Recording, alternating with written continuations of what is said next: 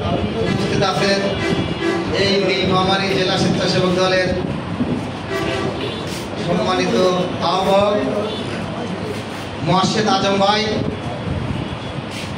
আজকের এই কর্মী সভার সঞ্চালনা করছেন এই নীলফামারী জেলা স্বেচ্ছাসেবক দলের সদস্য সচিব শিয়াবুজ্জামান চৌধুরী শিয়াব।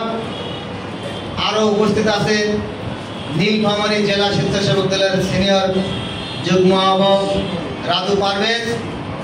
আরও উপস্থিত আছেন এই নীলফামারী জেলা স্বেচ্ছাসেবক দলের সাবেক সাংগঠনিক সম্পাদক, বর্তমান 1 নম্বর যুগ্ম আহ্বায়ক এবং কর্মী বান্ধব নেতা মোস্তাক হোসেন। আরও উপস্থিত আছেন এই জলঢাকা পৌরসভার 9টি ওয়ার্ড থেকে আগত সকল নেতাকর্মীর প্রতি আমার শুভেচ্ছা এবং সালাম। আসসালামু আলাইকুম রহমতুল্লাহি ওয়া বারাকাতুহু। আজকে কর্মী সভা আসলে একটা দলের প্রাণই হচ্ছে দলের কর্মীরা। একজন নেতার সাথে যদি কোনো কর্মী না থাকে তাকে কিন্তু নেতা মনে হয় না।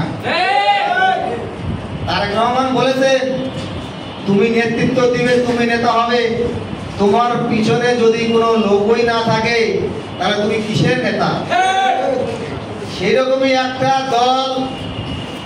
একটা দলের যদি কর্মী না থাকে তাহলে সেই দল চলবে কি করে?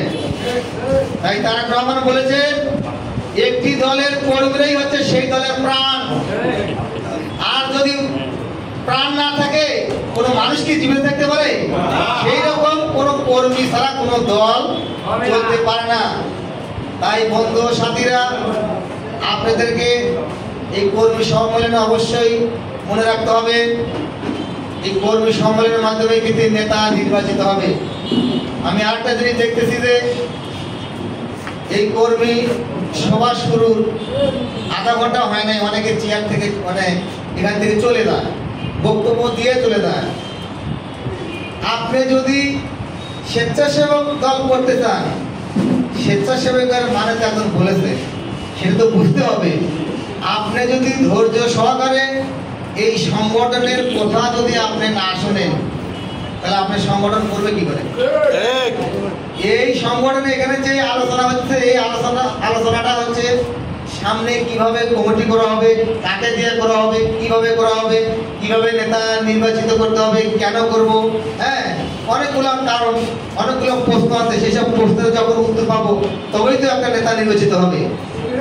আপনি আধা ঘন্টা এখানে থাকতে পারেন না, আপনি প্রার্থী বসে আছেন, এটা কেমন হবে?